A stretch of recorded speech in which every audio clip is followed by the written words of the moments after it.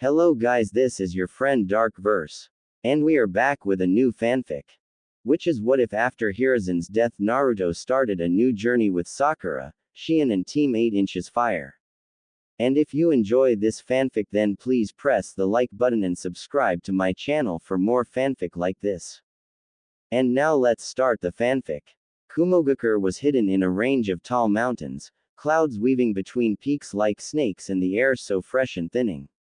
6,572 steps was what it took to reach its gates from the shrine at sea level, and those who made its journey could attest to sore muscles and a peaceful climb. And despite their shameless reputation, Akumo Nin could be noted with three distinct features: their upstanding views on justice, their refusal to back down, and the loyalty they held not for the village but everything the village should stand for. They never once had any particular interests in other villages' individual shinobi aside from leverage and special techniques, and they knew they never would. Today marks the 1-month mark of the Konoha team's capture, sirs, Mabui reported diligently. Her deep green eyes were alight in their depth as both A and Darui offered up their full attention. There has not been a single attempt at escape since their capture, though the guards have noted that they each have recently started exhibiting unusual behaviors. Unusual. A repeated, throwing his arms over the back of the long red couch that served as his office seat. Darui stood just to the side, his hands in his pockets and the usual dull look on his face. Light spilled into the room from the windows that acted as most of the walls. Yes, Reikage-sama. It appears they are teaching themselves, she said as she glanced down at the clipboard in her arms to make sure she was understanding it correctly. The guards hadn't been too sure they were documenting it correctly, but the opinions offered by the attending medics have confirmed that all three Konoha shinobi have been participating in some form of self-education. Darui exhaled softly. Sounds boring. But still, his attention remained sharp as ever. We asked for their names in the beginning and Intel has determined that they did not lie and their identities are who they said they were, and we have been gathering information on them since, she continued. The one in the large jacket and glasses is Aburame Shino. He has been self-mutilating his body and healing the injuries he's caused.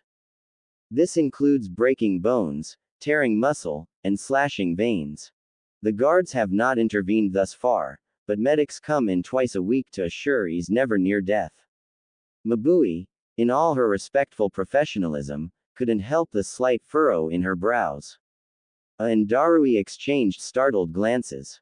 The one with the fangs is Inuzuka Kiba and the canine is his partner, Akamaru. He has been draining blood to write seal theories on the walls. He's completely written over the floor and 2 of the 4 walls of his cell, and is halfway through the 3rd. A's whole face scrunched in confusion. That's the one without part of her left arm is Sakura, no surname. She has been going through physical exercises to the point of such overexertion that she passes out. In her latest collapse she has not woken in 3 days, and medics had to hook her up to an IV. The guards have said that she sleeps from midnight to 4 in the morning precisely and the schedule is only interrupted by states of unconsciousness. Discomforting quiet filled the office for a beat before a spoke.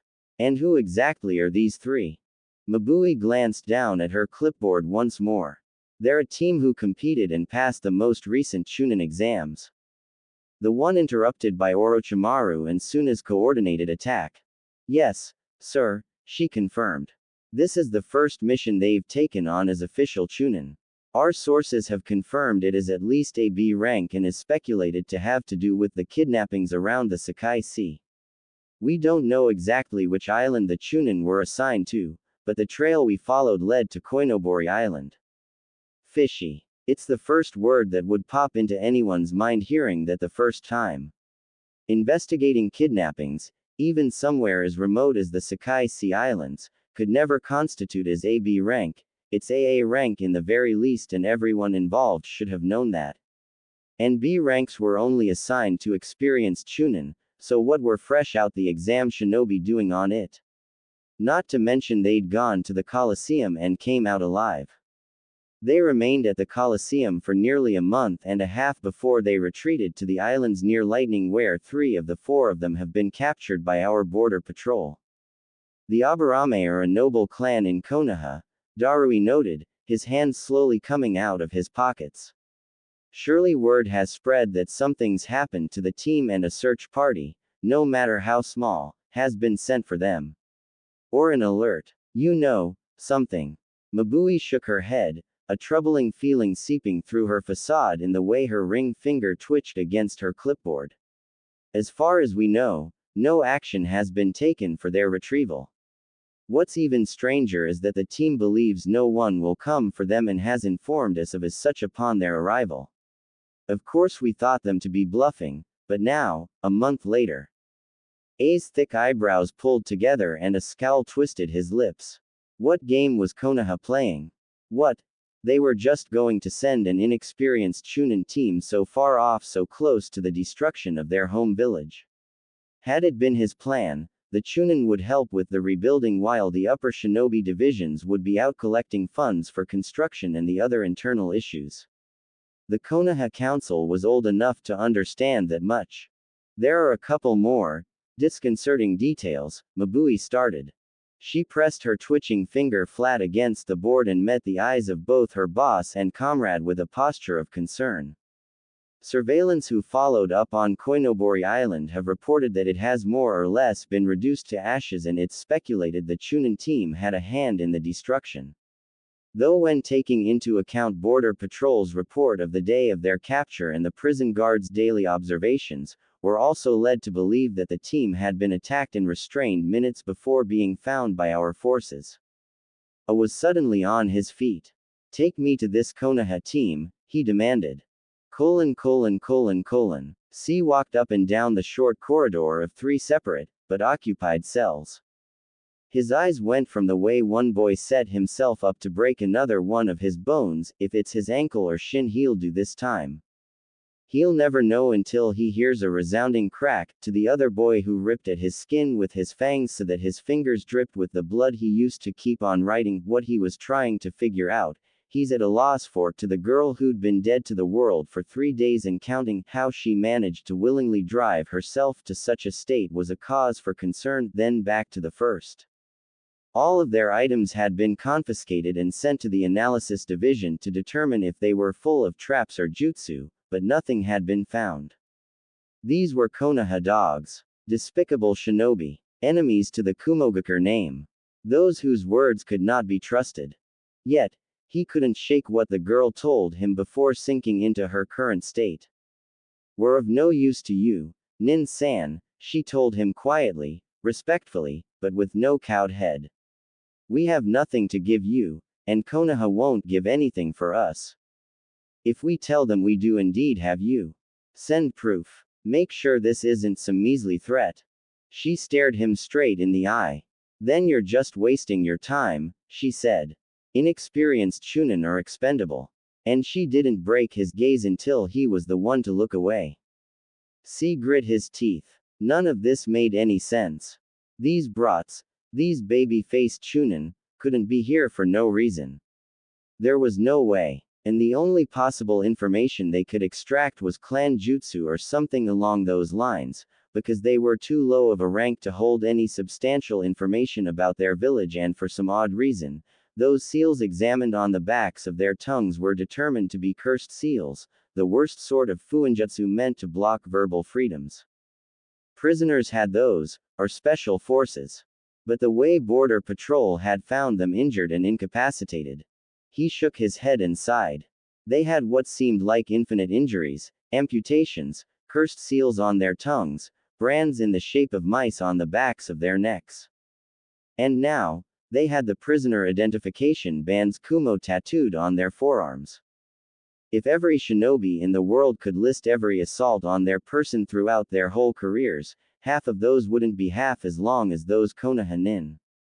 C peered into the cell with the Inuzuka and his partner. Both of them were pressed up against an unbloodied corner with the boy's shoulders hunched up to his ears as he tucked his face into white fur. At the sound of the door being thrown open, the Kumo nin forced a blank face and turned towards the sound. Quickly, his heels snapped together and his spine straightened. Raikage-sama, he saluted. Strode in and came to a brisk stop at the cell on the floor. The Abarames. I have finished today's medical assessment of the prisoners. Would you like an oral report of the findings? Is it any different than the other reports? Negative, sir. Then save it for your written report and get me into this cell. Mabui and Darui stood next to see as a guard unlocked the metal door and stepped through the entryway. And he had to pause. When he heard of these Chunin, he was expecting someone who looked, well, like a shinobi. Maybe time at the Colosseum would have them weathered a bit and maybe they'd be more on the sickly side due to the treatment they most likely would have suffered at the hands of such an institution. But he wasn't expecting to see a kid. The boy slumped against the wall, had cuts up and down his arms and all across the visible parts of his leg, all of them smeared in dried blood and callously healed so the scars were ripped and jagged, the ink of the identification bands stark against his skin. A half-lidded eye glanced up while the other was merely a socket, an old injury, by the look of it, but an unsettling one nonetheless. The chakra-controlling cuffs around his wrists and ankles made him look smaller, too, and almost felt bad just having to look at him. Raikage-sama, the boy greeted quietly. His roughened voice churned out of his throat like an unoiled gear. What can I do for you? A's brows scrunched. Name, Abarame Shino. How did you come to Lightning Country? By boat from the Colosseum. I believe the island it was on is called Koinobori. A shaky breath left his lips as his body sank even further into the concrete. But he held himself up. It was burning when we left. If it's not gone, we will continue to set fire to it until it is. Behind him, Darui and Mabui shared a look. C pressed his lips together. What village do you hail from? Konoha. You say they won't come for you. Yes. Why? Why? Shino repeated. His eye closed and he went silent for a whole minute. I didn't budge as each second ticked by, even if the tension notched up bit by bit in the unwavering silence. But the boy shifted, using his heels to push him backwards and help prop him up. Because we were never worth it. His head tapped against the wall and some of his cuts began to bleed. Backed up into the hall. His open white haori swished at his knees as he made his way back out the cell block, Mabui and Darui following close behind. Lock it back up and start on more permanent security measures, he ordered. The Konahans are gonna be here a while. And the door shuts, just C and a couple guards left in the hall. After a beat, C took hold of the door and started to push it closed, but not before Shino spoke up again. Much softer, much hoarser, much younger. My team. They're alive, C informed. Shino exhaled out his nose. Thank you. Didn't know what he was doing, standing in the hall of this floor of the prisoner's block like this. The thick metal of a door stood between him and the cell he stared at, but the key was in the tips of his fingers and the guards knew better than to stop him if he chose to do something unexpected. He was both a personal support of the Yondaime Raikage and a high-level medic operating at Sirius Central Hospital, the largest medical center for shinobi and shinobi-related research. It was a pride of his, being able to offer his services. Not many Kumo nin became medics, and even then, most of those who did gravitated towards the field instead of allowing themselves to be sequestered in their village's high peaks. He understood the feeling. Truly, he did. There was a certain thrill of staying alive to heal in the midst of battle instead of watching comrade after comrade get wheeled into a white room and never knowing if it would be your own fault if they couldn't be saved. But that didn't erase the issue of the slowly declining number of available medics at all their facilities. The civilian doctors did their jobs well, but there would always be cases they could never have a hope of taking on themselves. Kumo needed medics. And there was one on the other side of that thick metal door using chakra he wasn't supposed to have access to and wasting it on healing cuts and breaks and strains he inflicted on himself. Self-education, Mabui described it as. C tapped a finger against his thigh. Another. Again. He turned and walked out of the hall. What do you mean you're putting off the surgery? He doesn't have 3 more days. There's no one who can take it. What about Q? He hasn't had any DOS in 5 days. Where the hell's Arashi? Cack. We just got a squad in from. C's pen almost shattered in his grip as he braced himself on one of the admin counters, 6 or 7 files under his hands. The common behind him wasn't new, far from it.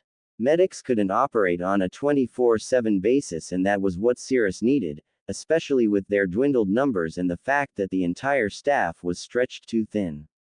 The smaller specialty clinics like Cumulus Memorial or Nimbus Point tried their best to accommodate extra patients when they could, and Stratus Medical Center was a civilian-only facility, leaving the medics with no other option but to buck up until they passed out from chakra exhaustion. He rubbed at his eyes and the bags he was sure were purpling under them. He thought about the ragged staff, the patients, the sleep he hadn't gotten in almost 52 hours. He thought about a thick metal door. He gritted his teeth and leaned forward over the files. 2 of them needed paperwork done for surgeries and the others needed their daily checks to be cleared and handed off to the nurses. What he tried not to think about was how much lighter the medic workload would be if there was another trained body in the hospital. The guard who marked his arms told him the ink was made out of a small tree native only to wind and lightning country. Ground and crushed and mixed into a rich brown paste, the brush dipped into it wound around his forearms 3 times, twice by the wrists and once near the elbow. Each band was broad, maybe 3 or so centimeters wide, and burned with the chakra that traveled from hand to hilt to bristle to skin. The ink was a stain, the guard had said. Without chakra application, it'd fade in a few weeks, and it made for a lot of design and tradition among the Sunnis. But its permanence marked its prisoners with its earthy color tethering them far away from the clouds. The guard chuckled a bit, then. Just a bit of Kumar superstition. Shino thought the bands would look nicer if he'd chosen to wear them. The metal cuffs covered most of the first band, and the second and third were littered with all sorts of scars from the cuts he tore himself and healed with all the chakra he could pull from his restraints. The collars from Nezu and company were harsher and left him wheezing and struggling to focus, but these ones only left him winded and tired, and before he knew it, he'd be waking up some time later with new scars and the same locked door across his cell. But we don't have to fight anyone here, he murmured to himself. We don't have to kill. We don't have to watch our backs. He shifted, and his bare feet skimmed along the hard floor. The plain black pants they issued him caught a bit of dust at the bottom hem, and the matching shirt was thick enough to keep the concrete's cool touch off his back. We're still alive. They're still alive. Are they still alive? He shook his head and dragged his knees to his chest. They are. They'll survive. They will. Why? It's what we do best. Always. His Kikai hummed in assurance. But he didn't know how long he could keep believing it himself. Just as he wrapped his arms around his waist and settled himself against a corner, if it was night or day he wouldn't know, and his eyes were slipping closed, a thrum echoed in his ears and the door swung open. It wasn't the Rakage this time. It was the blonde medic. Though he wasn't as blank-faced as all the other times he'd seen him. His arms were crossed and his shoulders weren't as rigid as they usually were, and the frown that marred his face was nothing like the simple flat line that normally met him. Can you stand? The medic asked. Shino answered by pushing himself up to his feet, only swaying once and catching himself on the wall before he could tip over. The other granted him a once-over before motioning for him to step out of the cell and to follow him down the hallway.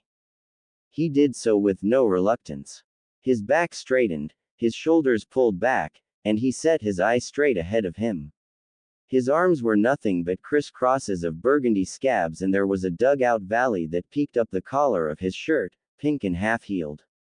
Not a sound spilled out his mouth as they passed the wary, yet curious guards and walked down the spiraling flights into what Shino assumed was the prison's confiscation repository. The medic picked up a tattered green jacket, inspected the sleeves for a few beats, then shoved it the boy's direction. "Wear it," he ordered. Shino did, but only for the ends of the sleeves to stop half a palm length away from his wrists and for the back to stretch taut over his shoulders, and it suddenly dawned on him how long he'd been staring at plain gray walls since Kumo, since the Colosseum.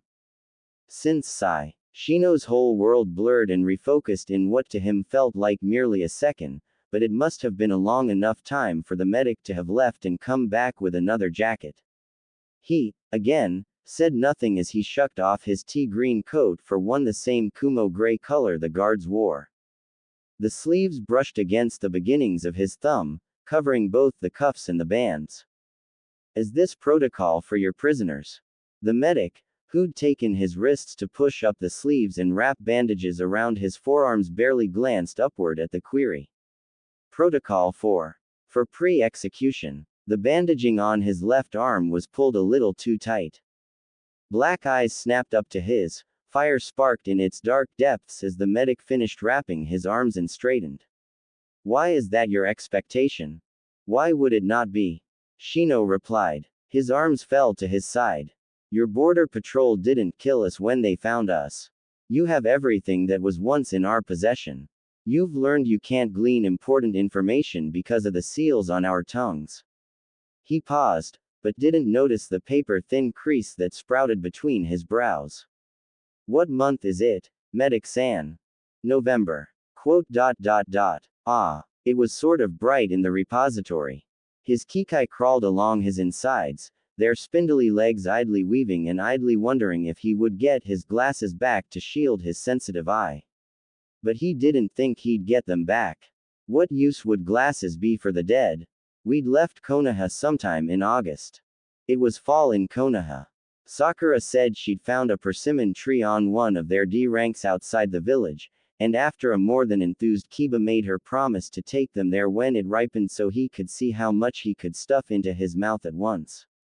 November would have been perfect. Perhaps it's selfish of me, but I suppose I wouldn't mind being the first to die. Shino muttered more to himself and his insects than the other in the room. His gaze sought out his glasses on the other side of the room. He stared at its blurred outline, missing the paper-thin crease deepening on the medic's face. "I'd die knowing they're still alive. Because if I was the last one to go, He trailed off and met the medic's blank stare. "Mateem." He didn't know this was a medic whose reserve was slowly crumbling around his eyes at the sight of someone whose 13 years were not long enough to fear the deaths of others over the death of himself. This was it. This was the one. The worst decision he'd ever made in his entire life. If only he didn't give in to the pressures of the hospital, the sight of his friends and coworkers falling to fatigue and exhaustion and to the voices in their heads berating them for not being able to do enough. If only they didn't have this problem of too many patients and not enough interest in the healing arts to make up for the strain in the industry. If only he never knew about what was behind that thick metal door. "They're alive," C answered, "and you won't be dying today." He pulled out a pair of Kumo-issued sandals off one of the shelves and set it at the boy's feet before snatching up the orange glasses and throwing them over as well. "You are now a Shino without a surname who grew up in a small village along Lightning's border. You have medical training and have come to Kumogakure to expand on it, and I am the superior that has signed off on your request to work at Cirrus Central Hospital," he said. "Your restraints will now allow you access to your chakra as long as it converts to medical chakra upon release. Your kikaichu are to stay out of sight. You are never allowed anywhere without supervision. And," he loomed forward, a mask of complete apathy on his face, "no one will ever learn who you are, nor will anyone see a millimeter of your forearms or the cuffs at your ankles that the sandals will hide. Is that understood?" Shino turned his uncracked glasses in his hands and wiped a smear of dirt off the right lens with his thumb. He slipped them on and thought of Aoba. "Understood, Medic-san." The blonde nearly scoffed as he ushered him out a back entrance of the building. "My name is C. This was an absolutely terrible idea. Sato Akemi unlocked the door to her shop when the sun started to barely crest over the horizon. Normally she wouldn't be so early, but a couple shipments were set to arrive in an hour and she promised the delivery man she wouldn't make him wait as long as he did last time because, well, it hadn't been her fault her alarm clock had fizzed out on her that morning, but she'd make sure to come extra early just in case. As the lock clicked and she took a single step through the threshold, a particularly chilly breeze swept past her and goosebumps rose on the skin of her arms. Her wind chimes rattled, and there was nothing behind her but a cloudless sky and the beginning of a perfect day. We can feel December's breath in our bones. Mabui's heels were silent on the stone stairs as she ascended to one of the higher floors of the building. Catatumbo Penitentiary didn't typically carry too many inmates and hadn't held prisoners from another country in years. They'd been lying low since the failed abduction of the Hyuga heiress nearly a decade past, and shinobi from other nations were smart in avoiding their borders. Catatumbo didn't even have 15 current occupants. As a shinobi prison, one would think it a relatively low number compared to the 50-plus civilian staccato detention centers held. She nodded at the guards as she entered the hall and looked into the first cell. It was empty, and this time she didn't panic, not like the first time. The guards had to jump to stop her from sounding the alarm and hastily explained something like, "C-sensei had him," or, "It was all C-sensei's idea," and when she burst into the hospital for that blonde head of hair, she ran into Shino himself in the midst of assessing a group of new patients and handing off newly filled forms to the attending nurses. She'd been pulled aside by a near-disheveled C before she could reveal anything incriminating, and even though having a secret prisoner work for the betterment of Kumo wasn't necessarily a thing, the stats surrounding Cirrus Central Hospital had been showing signs of a general increase and she couldn't argue with the numbers. Reikage-sama tried to. His outrage sent his couch careening out the window, but after seeing how well the Aburame shouldered the extra work, in turn taking some of the bulk off the actual resident medics, the only punishment C received was sitting at the end of a 3-hour-long rant and getting taken off the mission roster for 6 months. Mabui peered into the next cell. Not too long ago the walls had been filled to the brim with nonsensical symbols and reasoning that wound around in circles and circles before they got back to the same place they started. The boy, the Inuzuka, had ripped off part of his black pants to scrub his dried blood off the walls so he had room to puzzle out even more of whatever ran through that mind of his canine watching the whole time while he crossed his shackled paws beneath his jaw. The last cell in the hall held the girl trudging through one-armed pull-ups while being hooked up to an IV drip. She was the only one of her team to request the guards for things: a wooden bar and a resistance band. The resistance band she tied to one end near the center of the wooden bar on the ceiling and the other end tied around to the remains of her left arm. Mabui quietly admired her resolve. C had noted her amputation had been recent in her initial examination, not more than a month old by the time they landed in Kumo's clutches. She stepped away from the cell and made her way back down the hall. There were a few more things she had to do before reporting back to Reikage-sama, such as drop off some documents for the Cipher Division and collect the weekly update from the SEALs Division. She paused in front of the middle cell again and rushed to peer through the small window in the door. Sharp eyes darted wall to wall, top to bottom, sentence to sentence of blood-tinted words and crude diagrams brought to life with the pricked pad of a finger. Locks, matrices, sequences, layers, odds, evens, primes, margins, ratios. Seals. Seal theory. Every single available concrete space was crammed with seal theory. When she tried to read those brown-crusted words in a new light, those circles made a little more sense in the way they curved and the starting points weren't at all the same with their tweaked angles and shifted perspectives. She didn't know how long she stood there gaping at the advanced scrawls, but by the time she reached the bottom of one of the walls, the dog had stalked into her line of vision with hunched hackles and eyes too guarded and wary to be anything intimidating. The Chunin stopped writing. "Huh, what's up, boy?" Akamaru barked lowly and he turned towards the small slip of a window on his locked door. But no one was there. Kiba pat his partner on the head. Which one was it? A bark. Green eyes, silver hair. Not a guard. A small huff. Huh. Wonder what she wants. He spun back on his heel and toward a wall as he pricked the scabbed pad of his pointer finger with one of his fangs and pressed it up against the concrete. Quote. Hey, Akamaru. Akamaru raised his head and it to the side. You think we're gonna rot here? You know, in a Kumo jail. There was silence as a tail thumped against the floor in consideration. His partner whined quietly before resting his head on the shackles around his front legs. Kiba's brow furrowed for the slightest moment and he sighed. Yeah, he murmured. At least it's not the Colosseum. He dragged his finger through another line of theory, even quieter, or getting stabbed in the back in Konoha. Mabui willed herself to move away from her place beside the chakra-sealed door, confusion in her eyes and an unfinished to-do list on the forefront of her mind. Her heels were silent.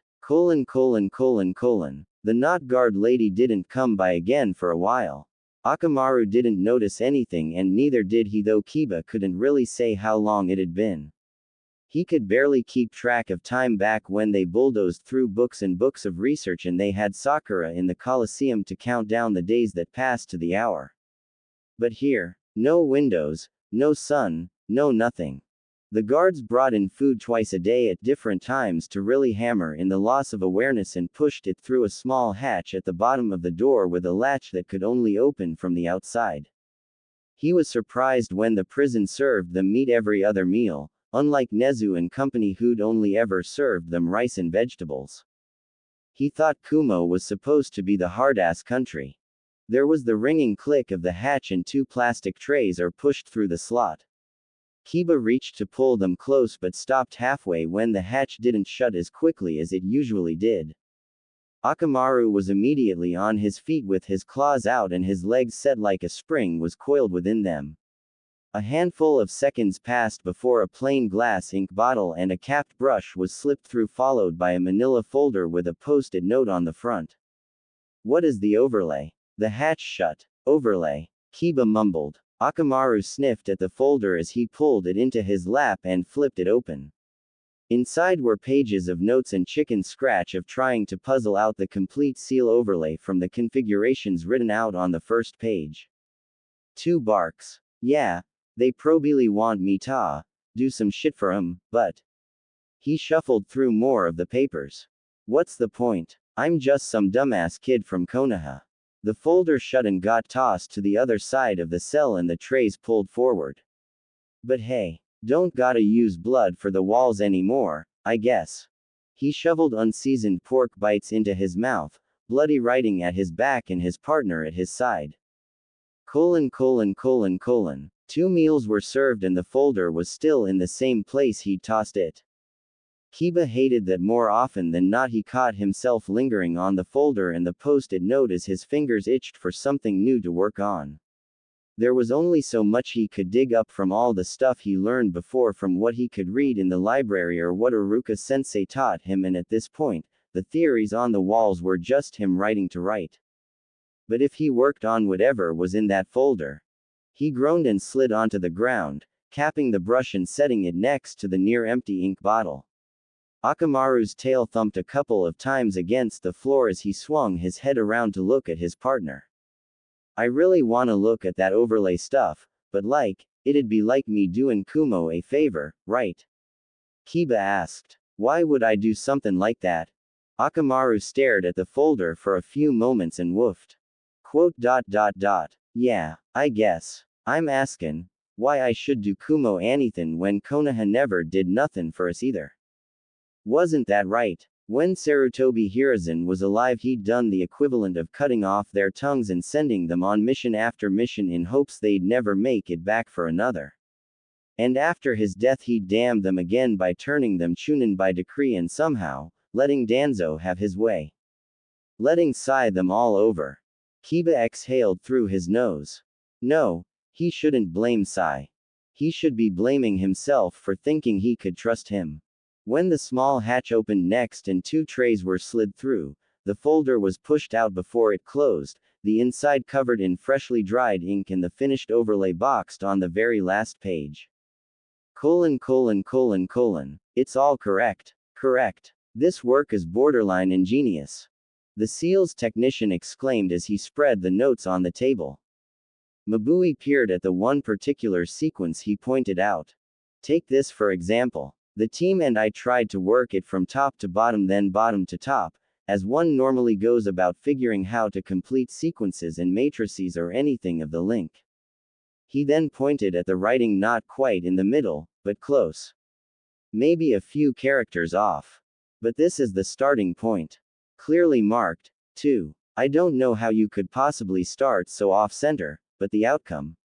It would have taken us maybe a week or 2 longer to go about it the usual way, but you took this a couple of days ago. He turned to her fully, eyes wide and shining. Who managed to solve it so quickly? I'd love to have someone like that on the team. Oh, Mabui smiled, easily covering up the quiet anxiety trembling beneath her professional front. When I received your weekly update and found you to be struggling with this particular seal, there was an associate I've come across who I believed could help. It seems my hunch was not only a hunch.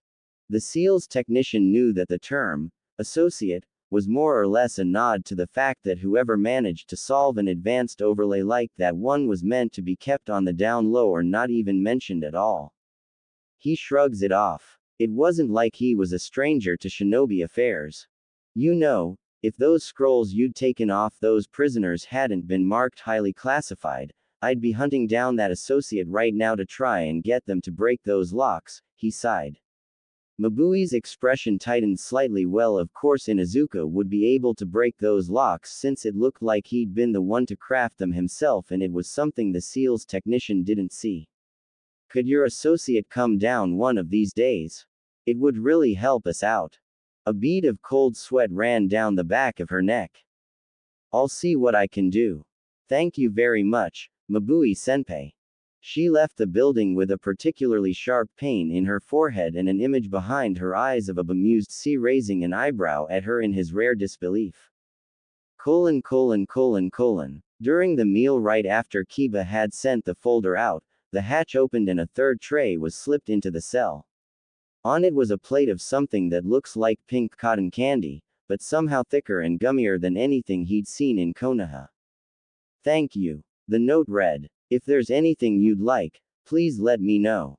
A part of him wanted to snort and ask to be set free, but as he glanced down at the silver at his wrists and the dark brown embedded in his arms, he couldn't find the energy in himself to make the joke. He was tired. So tired. Kiba flipped the post-it note over and scrawled on it with the last of his ink before he slid it back through the hatch, and it shut. I want to know if my team's okay. He went back to his meal not expecting an answer, and Akamaru sniffed his food before he latched onto a bone with quite a bit of marrow at the center. The hatch opened once more, slowly, and a soft voice floated through. It was deep and rich, and Kiba's mind immediately tacked it onto green eyes and silver hair. They're all right, she told him. Before he could even think to reply, the hatch closed and it was quiet again. Just him, Akamaru, and the writing on the walls. : Kisame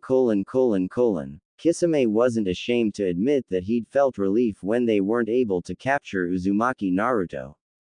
It was a couple weeks back when they'd escaped the Toad Sanin's trap and reported back to leader empty-handed, but none of that deterred him even after they'd been dismissed by the static chrome of his projection. He'd taken to bugging Itachi about getting checked out by a medic one way or another, and if not for the whole thing with his lungs, then at least for his eyes that he'd overused.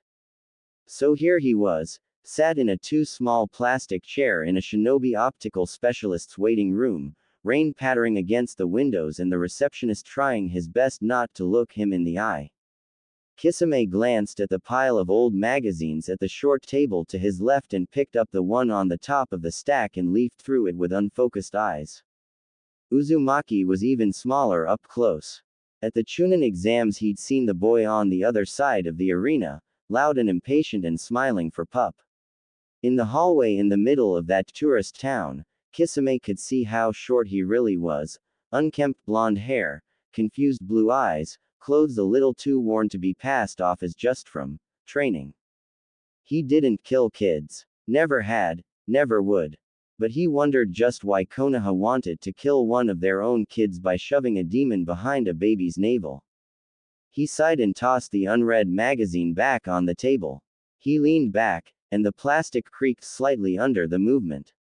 It would be a while until he could head back to Konoha since their new implementation of a stricter policy, meaning he couldn't check up on Pup like he'd planned on originally. And all it took was an invasion by a literal Sanin to get them to up their security, he griped internally. A hand came down to rest on his left shoulder just beside his bandaged seal, and he looked up. Itachi and his faintly cloudy black eyes stared down at him. "Shall we?" Kisame stretched his legs and stood as he slipped his hat over his head. His partner followed suit as they both stepped into the rain-stained streets. True to AIM culture and produced from the Amex that lived there, the cement streets were covered in neon art almost ingrained in its foundation. Little paintings of things like cranes and frogs flowed bright orange and pink and green and purple under the torrential downpour.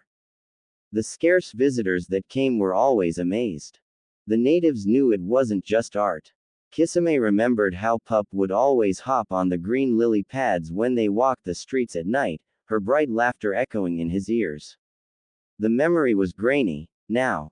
He hadn't heard her laugh in so long.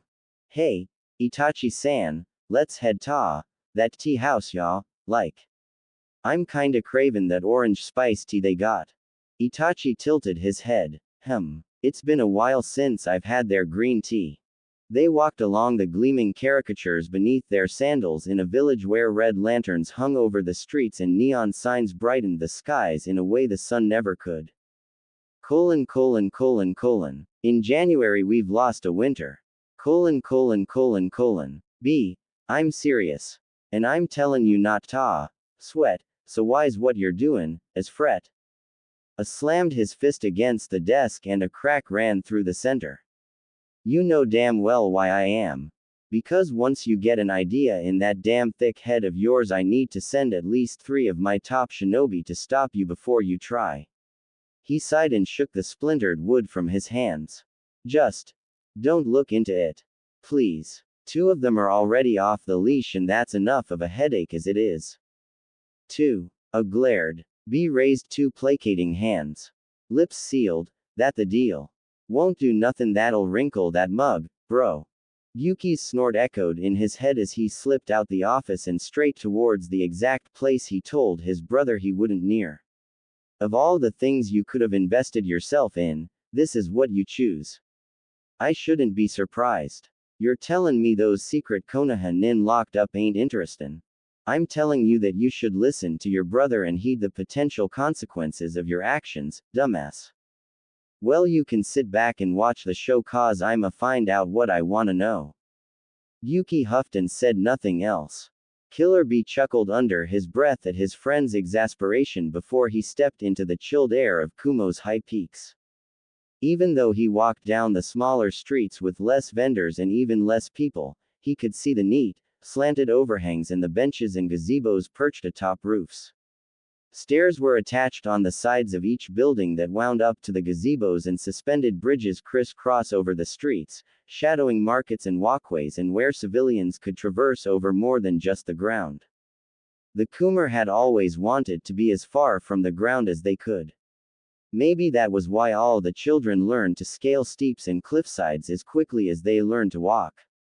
He smiled and waved at someone sweeping up the front of their shop. The owner took one look at him and promptly turned their back to continue sweeping. B had spent over 20 years staring at the turned backs of those who wanted nothing to do with him, that the action didn't lessen his grin as he continued on his way.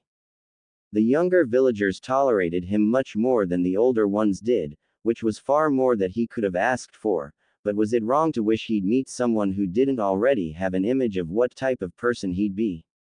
Just because he wasn't like them.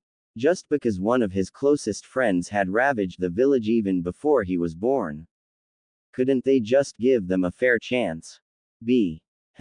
He replied aloud. Say something, you. The Hachibi didn't respond as Katatumbo crawled into his sights. Killer B instantly perked up and didn't even try to sneak past the guards. He strolled through and they were either too intimidated or knew better than to stop him. He was quick to traverse up the stairs to the flood he'd been specifically ordered not to go to and bursts through the door. The guard stood between the confiscation repository and the hallway of cells, almost slumped at the sight of him. B-sama, you're not supposed to be here.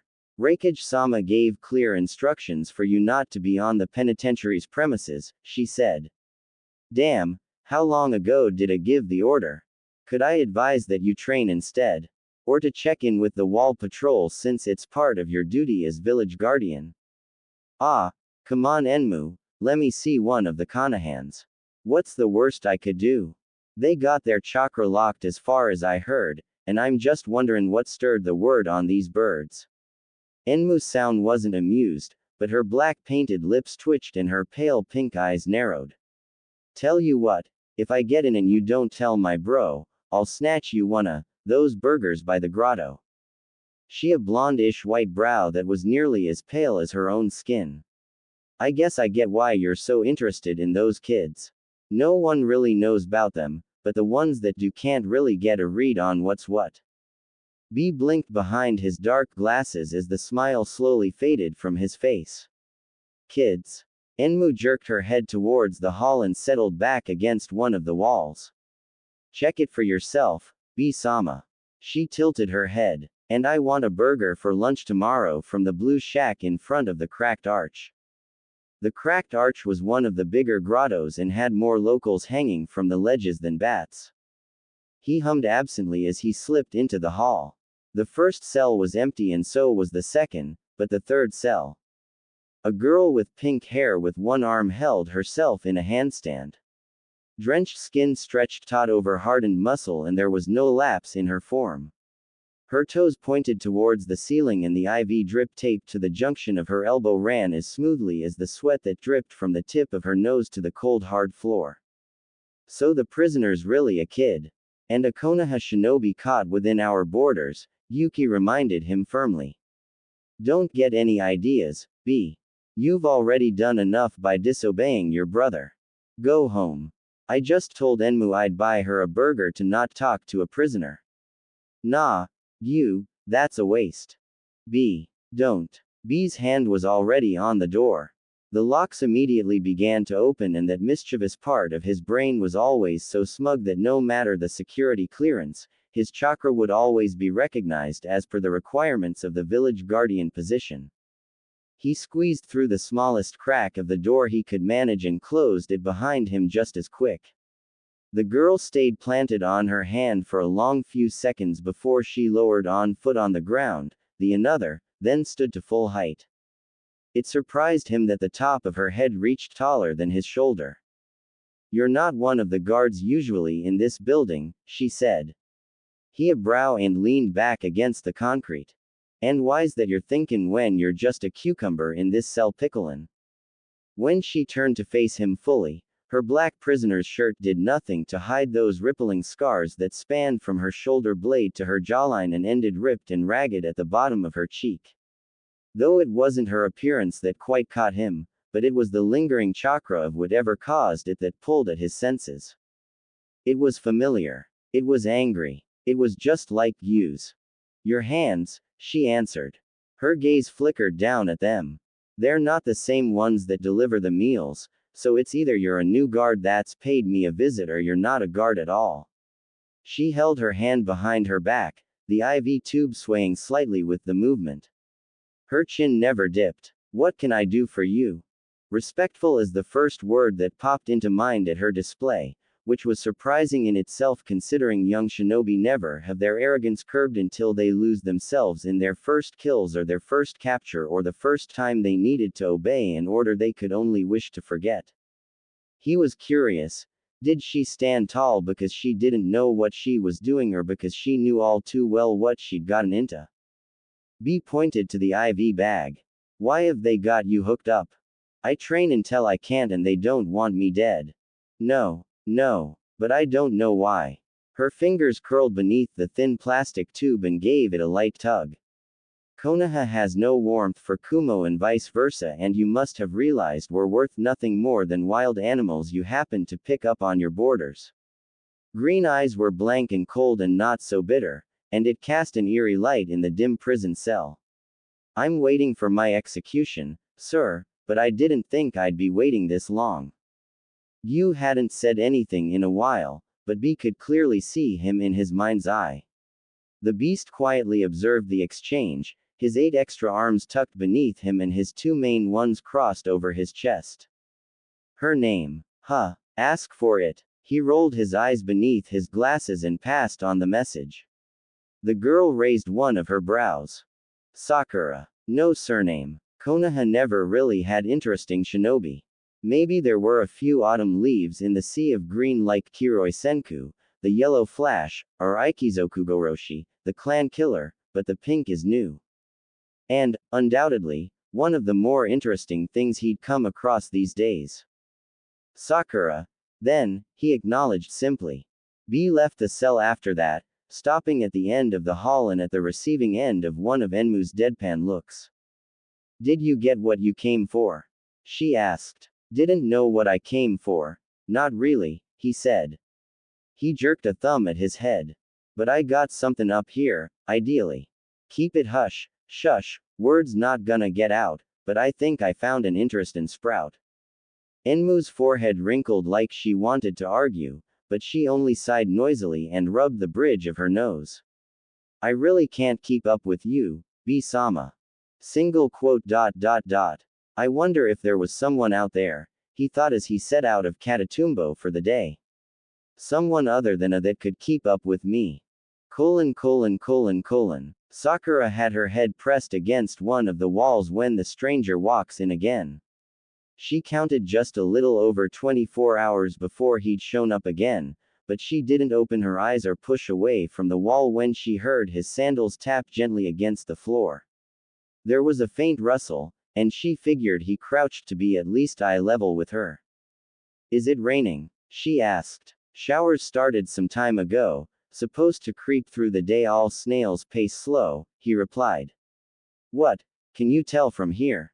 The building's soundproof, ya fool. Her father once told her the rains in AIM were unnatural. He always joked about God and his temper, God and his complex, and she loved the little stories he thought up for her. But it wasn't until she was a bit older and a bit wary that she began to understand why Leader Sama was worshipped just as much as he was feared. He laced his chakra in the rain, she figured.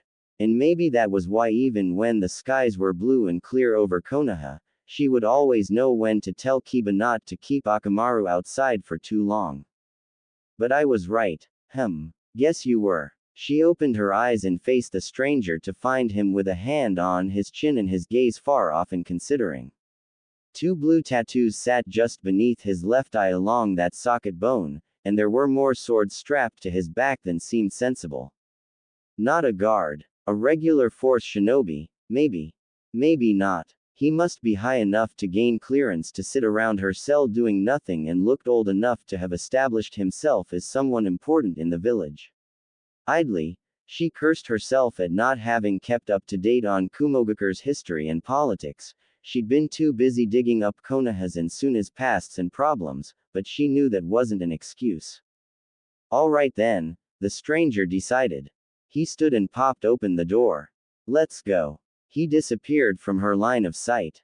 And left the door wide open. Sakura blinked once before she slowly rose and shuffled to peer into the hallway. The stranger had his arms crossed as he waited near the end of it, bobbing his head side to side to a rhythm she couldn't hear. She glanced back at her cell, then the hall, then him. Breathe in, out. Straighten your back. Lift your chin. Not too much. Never lower your eyes. This is not arrogance. This is not intimidation. This is practicality. She strode forward like there wasn't the weight of 3 other worlds on her shoulders. She would never know the way Gyuki's head tilted at the sight of her. Enmu's sound was halfway through her burger when the last prisoner of the hallway stepped into view. She stared. The girl stared back. After B took a cloak from the repository and handed it to the girl to slip on, Sound sunk her teeth into another bite of her burger and slumped against the wall. B-sama, you do know that I'm now required to inform Raikage-sama of your actions. I'll have her back in the cell in a while, he waved. Don't get tangled in your knots, I'll keep her low profile. They were both out before Sound could give another long-suffering sigh. Her groan echoed through the prison block before it was muffled by a mouthful of bread and buffalo patties. Kumogakure floated on the clouds. Sakura's gaze flickered at everything she could spot through the low hood and the light rain and saw the dozens of plateaus connected by the bridges that made up the village, all different heights with trees sticking out the sides with swings wrapped around their sturdy branches. She committed everything to memory. She tried, but the smell of something that isn't dust and concrete made her head spin. But dust and concrete was better than blood. They crossed to a plateau far from the main districts, raised much higher than most of the other platforms and dotted with steps carved into its side that wind all the way around, narrow and cracked and steeped. But even as she looked down at the clouds and the endless fall below, all she could think about was the air. Air was always thick with the musk of rainwater and the heat of neon signs. It was a scent of heavy spice from the curry stalls and moss that settles in the cracks and crevices of dark brick and stone. In Konoha, it was an air of green leaves and green tea and green stalks of flowers sold from the Yamanaka flower shop. It was an air of sun and sweat, of tree sap and woodwork. Kumo's air was thin like breathing hot air on a cold morning, and it was new. At the top of their silent climb they stepped onto a mesa with no boundaries and with their clothes soaked from the rain. Sakura tipped her head back, letting the droplets splatter on her cheeks. Pink hair ran down to just about the middle of her back, and she wondered just how long it had been that it no longer nagged her that it needed to be tied up and out of reach. But she supposed prisoners had no need for. The metal bands around her wrists' ankles release every last drop of her chakra, and with a face still turned up at the heavens that never smiled at her, she breathed. And instantly ducked away from the foot careening towards her head. You, take a look. She dodged that hook I cooked and there's a fire in her eyes. Makes me wanna check just what she's gonna try. The sky rumbled and he grinned as she aimed a kick to his face that he blocked. She used his arms to launch herself behind him to try and snag one of the swords on his back, but a pivot in his elbow was soaring for her stomach. She twisted hard enough that her cloak whipped off and she used the brief distraction to make another grab for a sword at his hip. Hey, I ain't gonna let you snatch one of these, he chided. B gripped her hand and chucked her far enough that she slid to a stop just before she could topple off the mesa. These blades right here you ain't allowed to seize. Afraid I'll break them, she called out as she swiped a trickle of blood from the corner of her mouth. Afraid you'll bring me tears with a bad form, fool, ya fool. He laughed. Konahans don't know how to wield a sword if it's the last thing they do. You, expect me to believe what's different's gonna be you. Sakura flexed her fingers, all 5 of them up to count. If you don't think Konahans are at your level, then how does an Amek compare to a Kumar? She's Amek. Yuki hummed. He plopped his chin on his hand as he watched her through his host's eyes. Explains the attitude with the rain. An immigrant to Konoha then, maybe too, oi. B unsheathed a sword from his back and threw it blade first. She let it pass over her shoulder until the start of the hilt slid just past her peripheral, and her hand came up to lock around the red bandages. Not a goosebump on her skin came from the chilled rain, and he snorted. Definitely an Amek. He took a single sword for himself. Single quote. B. I want the truth.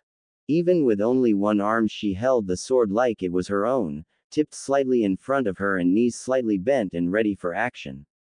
She lunged. So did he. What's on your mind, you? Most of her blocks are in perfect form save for the blows he directed at her left side. She wasn't used to the opening and it was obvious, but her determination made up for it with awkward angles and the way it was like she was meant to carry a blade. What are you doing? B shunned Shin behind her and twisted a free hand in her hair while the other pressed sharpened silver against her neck. But just as quick as he trapped her, he lost her, and he was left with a dense clump of pink snagged on his calluses as she retreated to the other end of the mesa. She'd taken the weapon, held it to the base of her skull, and sheared it all the way up. He blinked, and she sunk into another fighting stance. The rain pelted harder and the clouds were at their darkest gray, and as the skies filled with lightning, he found himself laughing amongst the thunderclaps as he twirled the sword in his hand. Let's roll, kid. : You never answered me, Yuki said after B locked Sakura back in her cell with a dry set of prisoner uniforms and skillfully avoids sound to avoid any questions. By night the rain had let up some, but there was no use in getting dry until he got back home. You wasted your whole day humoring that little Amek. Little. She's way taller than Enmu. All you humans are insignificant, but that's beside the point. The beast snapped. The girl, B. Why did you bring her out of the cell? Why did you fight her? Why did you lend her one of your swords? Why did you bother? Until your brother comes to a decision about them, they're prisoners on death row and shouldn't be treated as comrades. What are you thinking? Nothing much. Really. Yuki drawled. And what exactly has kept you so occupied that you're forgetting your obligation to your duties? B walked onto one of the rope bridges that connect plateau to plateau, careful to mind the third step that had never been fixed since the day he broke through it nearly 7 years ago while he was running away from A. Dunno. He shrugged. Probably the same stuff that got C in Mabui. The Hachibi sighed and rubbed a hand over his eyes. B. But B didn't listen, his hands tucked in his pockets and an old tune whistling past his lips. Yuki knew he should raise his voice to get his idiot's attention and try to knock some sense into that hollow head of his, but he heard the words that have been rattling around his host's brain since the day he heard it and relented with another loud sigh. I really can't keep up with you, B-sama. No Kumar could keep up with their Jinchuriki guardian, Killer B. So why did B think an Amek in Konohan clothing could? : Senju Tsunade was the 5th Hokage and she couldn't give any less of a damn about what everyone else thought about it even if she tried. She spent her days in her office with a bottle of sake on her desk and a sharp tongue to lash if anyone came to her with stupid shit laced on their tongues. Hell, she'd already garnered a reputation of an iron fist after reducing an incompetent nurse to tears with a single sentence and demolishing a wall of the hospital when they couldn't make up their minds about costs of expansion and filling her ears with useless whines and drivel. But currently, the one thing that pissed her off to no end lay on her desk.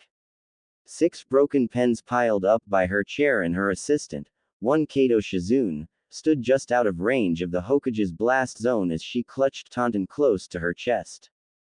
3 stacks of paper were stacked heavy beside her desk and 10 more smaller stacks sat innocently around her workspace. Why is there so much paperwork today? She managed out of ground teeth. It's, Tsunade-sama, the system these papers go through is a long process and only now have all of these been approved for you to read and sign, and Tsunade-sama, we just got that desk yesterday. Get me the dumbasses in charge of this useless system right now. She demanded, a fist through her brand new desk. Shizune quickly bowed and sprinted from the office without a second to spare as pages flew all around her. And somewhere, buried under stacks and stacks of papers and folders and staples, there was an unread report from a mission assigned over 5 months prior. : In February we've lost a home. : A sat facing the windows, his office empty save for the steaming cup of tea on his desk and the completed stack of paperwork just waiting to be picked up by the errand boy that would come by in a few hours. His head rested in his palm and his fingers curled against his goatee. It was a nice day out. And he was pretty sure those Konoha Chunin were enjoying it just as much as the next Kumo citizen. He tipped his head back to rest against the couch, eyes on the wooden ceiling. He wanted to hate what's been happening. He wanted to bark at his shinobi and his assistant and his brother for what they were doing, taking the prisoners without his permission and entreating them like were one of their own. Absurd. Especially since they were that damn Konoha lot who couldn't be trusted no matter how much they preached about peace and unity and teamwork. Scoffed. Teamwork. Unity. Tell that to the Uchiha and the Senju that built up that village starting from a single plank, but could never again come together for that peace. The prisoners should already be dead. They were forcefully sealed. He swallowed a grimace and shoved off the sympathy that crawled over his shoulders, and squeezed dry of anything useful. He was going to have the Aburame killed first, but C had snatched him up and thrust him into Sirius Central Hospital hoping for a cure for the overworked medics and, well, it worked. I was hesitant to admit it, but the boy was sufficiently trained and had once sewn up a patient with a pack of floss and a Senbon when his chakra was no longer at his disposal, both intriguing the other medics and giving C a heart attack at the crude, effective method of surgery. And that wasn't even mentioning the reports he'd been receiving from the SEALs division had been filled with glowing praise for the kid prodigy Kiba from the same border town as Sirius new medic that Mabui brought along, who never followed the rules of step-by-step SEAL solving and rattled off the most bizarre theories that he gestured with fanged grins and poster-sized papers filled with his evidence. Akamaru is such a great addition to the team too, a SEALs decryptor once wrote, like a mascot, almost. I think the stress levels in the department have gone down having him come along. Then came the whispers of Killer Bee's new sparring partner. A Sakura with pink hair that could match him blow for blow and always got back up even after accidentally getting tossed off one of the village's sparring plateaus. Rumor has it that she'd climbed all the way back up with her 1 arm and 2 feet until she'd hauled herself to the top 3 hours later, sweat blinding her eyes and her fist held up to keep fighting. He wanted to hate them. Wanted them locked back where no one knew who they were and regarded like the enemies they should be. He raised his head back up and watched some of the citizens hanging around the bridges as he leaned forward against his thighs. He wanted to hate them, but he remembered Kumogakure was built by the hands of runaways taken in by wandering monks until they were old enough to wander themselves. With no one to meet and nowhere for home, they walked until they found an abandoned shrine at the base of a mountain and built up.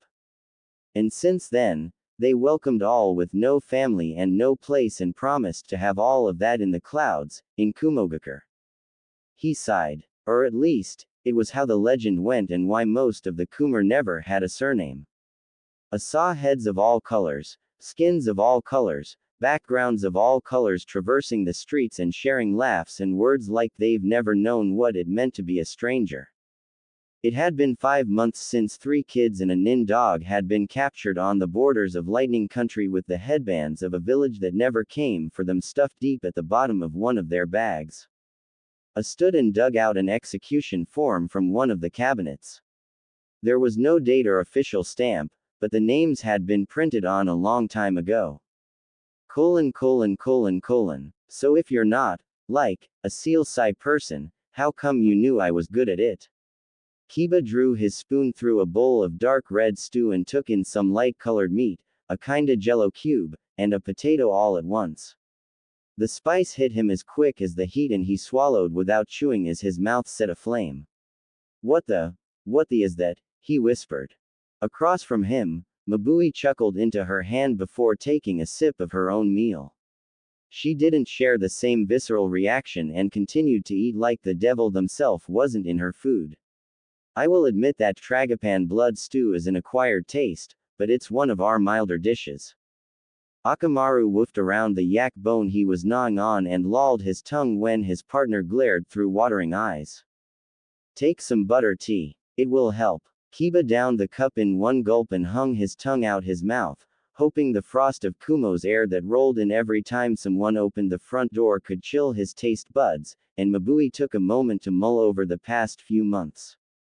She had to give Kiba a whole new set of clothes when she let him out of the cell because the plain clothes could have the potential to be too telling, so she'd taken some liberties with his style. The standard issue black pants stayed, but she'd pilfered through her apartment and her brother's old clothes for some outgrown mesh shirts and a couple of black track jackets with a white stripe down the middle of the back and around the elbows. Those ones ran a little big, but she figured he would grow into them. Long-term planning and all that. The thing she was most mindful of, though, were the metal bands and brown tattoos on his person that would instantly announce his status. She had him wrap his ankles and forearms with bandages colored the signature Kumogakure red and told him never to leave his cell without them.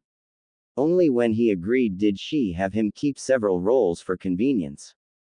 But to answer your question, even though I didn't understand much of what you'd written on the walls, I understood enough that it belonged in advanced theory, she said. She tore a piece of flatbread and dipped it into her stew. Tell me, Kiba-kun, what led you to study seals? He bent over his bowl and slowly dug out another piece of meat, careful to get as little soup as possible. I wanted to know how to reverse seals. A pang rattled just behind Mabui's rib cage. Those seals, it nearly slipped to the back of her mind. After they'd been brought in from the border and examined by a seals expert sworn to secrecy, they'd confirmed the seal worked to fall under the cursed category due to its manipulation of body, mind, and will, and had also confirmed its unwilling application by the apparent stress marks amongst the black lines. It sickened her to her stomach to hear of such a thing. The Kumar developed their sealing techniques through skin once a long time ago, but the move to paper mediums came because of the permanent, detrimental effects that were consequent with their use.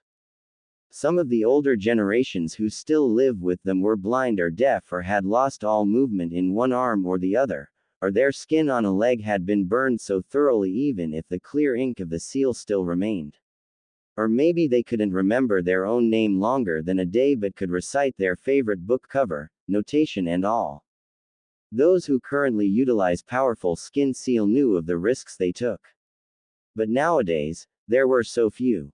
I ended up getting really into it, he continued. Turns out I'm pretty good at it. Sakura and Shino thought I could do a lot with it and I have a teach, back in my old village. Or, had. Akamaru set his head atop the hand his partner rested on his lap. Kiba cleared his throat and quickly fished for a jelly cube thing. Jelly cube. Oh, it was blood. Definitely congealed blood. But it's still cool. Am I allowed to look at the sealing books in your library? I don't think it would be too difficult to grant you restricted access to the lenticular library circuit. Lenti, Mabui-san, he whined, that's not a word. She covered her mouth as another laugh spilled past her lips. As she brushed a few strands of her hair behind an ear, she glanced out the window of the small restaurant they were tucked away in. The warm rays of an afternoon had lessened and stars began to speckle the sky. It's getting quite late. I'll have to return to Reikage-sama's office soon to prepare tomorrow's schedule. Okay. He nodded. He tipped his head side to side, wondering if he should take another sip of the demon stew before he left. Thanks for bringing us, Mabui-san. We've never had Kumo food before and Akamaru really likes the yak and bison legs. You're welcome, she smiled. As they stood to gather their bearings and venture out into the crisp air of her beloved village, a solemn feeling weighed down her bones and down to the soles of her feet as they walked the path to Katatumbo Penitentiary, then eventually some back roads so no one knew where they would end up. It was times like these she forgot Kiba was a prisoner. She forgot he wasn't a surname-less boy with a genius for seals and their theories, that he hadn't come to learn from the capital of the country like his village mates Shino the medic hopeful or Sakura the one-handed sword. She forgot that he hadn't been born on the borders, none of them, and that they were actually a product of one of their greatest enemies. But, some part of her murmured, an enemy that sealed their own and left them for dead. Hey Mabui-san, I got a question. She glanced down at him. His face screwed up. What's a tragapan? They're a type of pheasant, and the ones served in that restaurant those native to this part of Lightning. Pheasants? What? Like, pretty chickens? She pressed her hand to her mouth again to smother her laughter. I suppose you can call them that, she agreed. And when he grinned, she couldn't help but think how Konoha didn't deserve a boy like him. Ah, what a shame. Naruto's ears perked up and turned to the sound of the voice. His hands dripped with the frigid water of the stream that rushed a step away from where he knelt, and he wiped his face dry on his jacket sleeve and pushed himself up to his feet.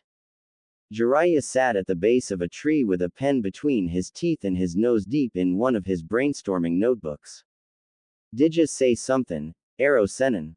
Just trying to figure out how to write this part and, what do you think about me adding a bit where my beautiful heroine gets a white letter then the kick is we don't know who it's from and bam. Cliffhanger. He exclaimed. Naruto rolled his eyes and shook the water from his hands. How about that? I don't even know what a white letter is. Huh, you don't. Jiraiya set down his notebook and squinted at his student. Aren't they supposed to teach you that kinda stuff at the academy? Well, they didn't, the boy sniffed. He didn't actually remember if they talked about whatever those letters were or not with all the times he didn't pay attention, which was always, but there was no way he was gonna admit something like that. What's a white letter? So, the Sannin beckoned Naruto closer until he plopped on the ground in front of him, legs crossed and eyes wide. Let's say you go on a mission that's high risk. When you gain rank and experience, you'll learn to distinguish the dangerous ones and the dangerous ones you might not come out of. That's when you write your last words in letters for important people who maybe won't see you again. It's morbid, but hey, we signed up for this. Can't say we didn't know the risks, right? Something familiar nudged at the back of Naruto's head. You take those letters, seal them all up in white envelopes, and write who they're for on the back in black ink. After that, the person takes every letter they've got and leaves it with a trusted person in the village to distribute if they really don't make it back. But on the chance they do, that trusted person hands it back to them. Jiraiya rolled his shoulders. It's mostly Junin who take up the practice, but depending on the mission, you never know, you know. Naruto reached for his gray backpack and threw the front flap open. He dug through old clothes and weapon wax and clumpy wire and ramen packs until he reached the bundle of envelopes he tucked in a clear plastic baggie so he wouldn't get them all dirty. The Yuahi Kurenai on the back on the top envelope was written clear as day. Did Sakura-chan really give him? Yuto. Oi, brat. His head snapped up. Huh. Jiraiya frowned, concern pulling at his laugh lines as he watched the boy wrap his arms around his pack and pulled it close to his chest. Did someone leave you white letters? He shook his head so hard the Sannin thought that if he kept it up a little longer it might have popped right off his neck, but Jiraiya could always pluck a lie out of a sea of truths and half-truths. Being trusted with white letters wasn't a bad thing, per se, but knowing Naruto and the scant friends he had, he was curious as to just who in the village had trusted this boy enough to leave something as delicate as a last will and testimony. Look, it's okay if you got some, but it was probably a bad idea to bring them along if I'm training you out of country for who knows how long. They're not white letters, Naruto declared firmly. His lips pressed together and his eyes hardened in a way Jiraiya hadn't quite seen before.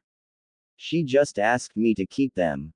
It's a mission that's supposed to last, like, 9 months or something.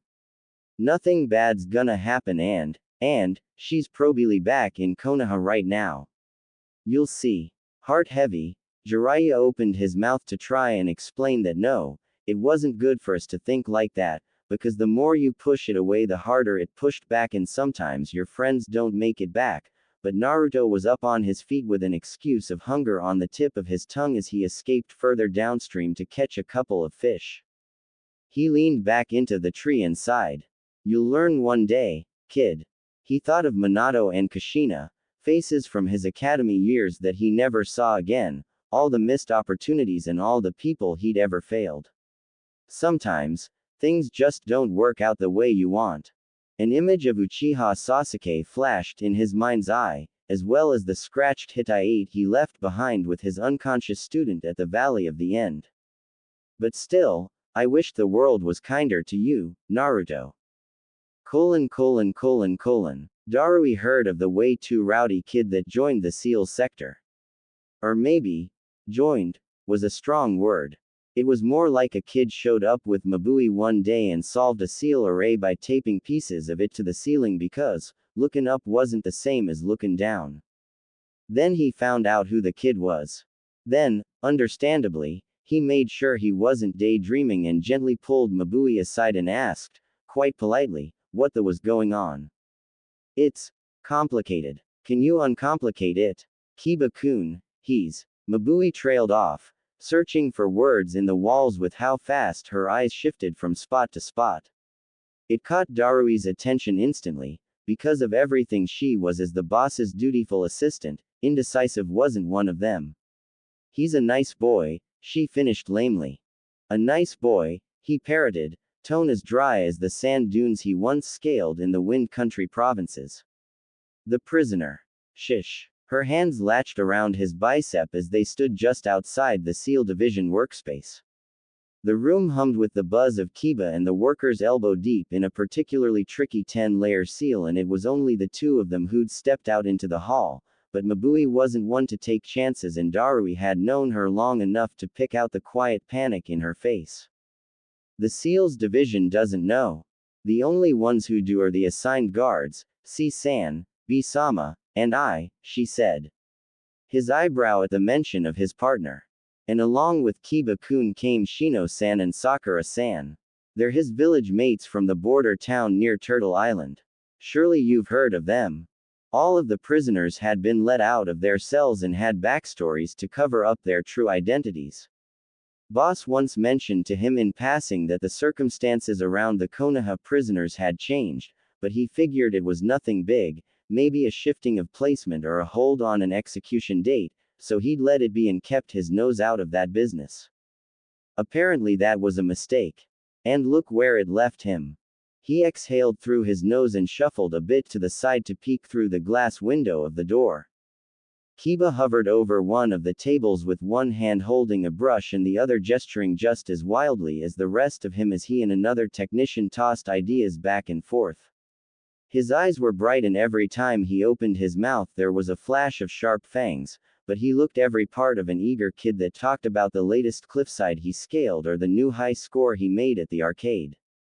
It was strange to see the cheer directed at SEALs, though. He turned back to Mabui and her anxious face and exhaled again. Okay, sorry. So, Kiba, he said. He hasn't tried to make an escape. Nothing turns up missing from the offices. Not at all. Perhaps we believed them to be lying at the start, but, she frowned, as per protocol for most established shinobi nations, if a shinobi doesn't report back to their village within 3 months of their return date, an investigation is launched. If the investigation yields no results in the month after that, then the case files are more often than not marked Mia or Kia and left on a casual watch list. They both peered back through the window, catching Kiba's laugh as the dog set his paws on the table and wagged his tail. We captured them in October, Darui-san. It's been 6 months since then. If anyone had been looking for them, they aren't anymore. He knew no one was looking for them, but hearing it out loud left a bitter taste on his tongue. Darui couldn't imagine what his life would have been like if he didn't have Kumo at his back. A village was only as good as the people that filled it, and since he would never allow his loyalty to Boss waver nor let himself turn his back on his friends, his comrades, his family, he couldn't even fathom waking alone in a cell after being left to die in the lightning wilderness. He remembered the day they'd brought in the team. Chunin level at the highest, attacker unknown, their near unconscious bodies waiting for the border patrol like a bleeding, barely breathing gift. There were teeth marks in the Inuzuka's shoulder that sunk deep through the bone, made by something like a tiger or a lion, but most likely one of those leopards that roamed the country, and a kunai stuck through each thigh. When Boss demanded more details of the scene, they said the boy had red eyes from tears and they could hear him screaming himself hoarse minutes before they got there. He didn't think the circumstances would ever be clear to him, with as little as anyone from the team wanted to talk about the incident. The other information they wanted they couldn't even ask with those disgusting seals on their tongues. Darui rubbed his forehead with the back of his hand. Of all the lost kids Kumo opened their arms to, why did the next bunch have to be Konohans? Something cracked up his spine and through the muscles in his throat. He and Mabui burst into the SEAL Division workspace, him with a hand on the hilt of his cleaver sword and her armed with a handful of kunai she hid in the sleeves of her blazer. All Darui saw was the explosion that left his ears ringing and that the Inuzuka, Kiba, pushed a SEAL's technician to the ground as the brunt of the blast sent him crashing through the tables behind him, one ear bleeding and his nin dog partner diving towards the rigged SEAL to pull it further away from the rest of the people in the room. The 10-layered seal they were trying to unlock had fail-safes buried in the matrices, one of which had been an explosive tag masked under a sequence that Kiba and SEAL's technician Yatsuki Kioi of the Yatsuki clan, one of the ridiculously few clans under Kumogakure, had accidentally overlooked when scanning the setup for openings to break. But that wasn't what snagged Darui's attention and dragged him back to the workroom the very next morning. It was that the Chunin, the boy, the Konohan, Kiba, shoved Yatsuki away so he wouldn't get hit with the blast. 70% hearing loss in his right ear, C told them after assessing the damage and healing to the best of his ability. Yatsuki-san would have had it worse had he not avoided the explosion. How was that managed, by the way? Darui's gaze swept over the now clean division, empty for all except himself and the unsolved seal locked up tight at the other end of the room. Kiba didn't have to save Yatsuki. He had no obligation, no ties, no camaraderie for his enemy shinobi. And really, it probably would have benefited him more if he hadn't pushed Yatsuki out the way, because even one downed Kumo Nin was a victory for the hopeless. Kumogakure was the Konohan's enemy, his chains, his warden. And yet, he's a nice boy. Well, maybe, nice, wasn't the best word for it. The clack of an opening door sounded behind him and he turned, expecting another inspection crew to gauge the room and take a look at the scroll responsible for the damage. It wasn't an inspection crew. It was Kiba who stepped in with his nin dog hovering around his knees and 2 ink tags hanging off metal chains looped through his earlobes. He blinked when he met Darui's eyes, which were a little wider than his usual half-lidded stare, and scratched the back of his head with a sheepish grin. Mabui-san said I was probably gonna have the room to myself since the team's gonna be out the rest of the week, he said in a way of greeting. Sorry if you didn't think I was comin'. Do you want me to go, sir, or? Darui, and it's fine, sorry I'm in your way, Darui said. He glanced over at the boy, noting nothing much different save for the fashion statement dangling from his ears and the few bandages stuck on the visible spots of skin. What are you doing out? Thought you'd want to recover after yesterday. Oh yeah, but I'm good now. Darui blinked. As Kiba stood there with a sheepish grin and his hands in the pockets of his track jacket, he thought of the horde of broken stables stacked just outside near the trash bins and the blood that stained the splintered bits. You're a prisoner, not a Kumo Nin, he stated bluntly. Kiba flinched minutely and Akamaru's tail droops. No one's forcing you to buck up until there's someone that does. You just turned mostly deaf in one ear. Why think that's gonna stop me? The boy huffed. His eyes narrowed, feral at the edges as something stone cold spiked out from the dark depths of his pupils. Darui's bored expression morphed minutely at the sight, a sight far different from the rowdy troublemaker he saw just the day before. This one was wired, wild. I got banged up in that explosion, so what? I fixed it. He jabbed a thumb at the tag swinging near his face. Diffusion and amplification seals. Shino told me about hearing aids once and it's like the same thing, just for shinobi. Akamaru woofed lowly and pointed his snout towards the lock box, and his partner looked down. Oh, right. And just like that, the darkness in his eyes was gone and the fanged grin touches back on his face. Darui could have gotten whiplash with how quick those emotions had come and gone, how they swirled in a way that he wasn't quite sure that even Kiba knew that he'd done it. Was it from his time in the cells or something before that? Darui wondered.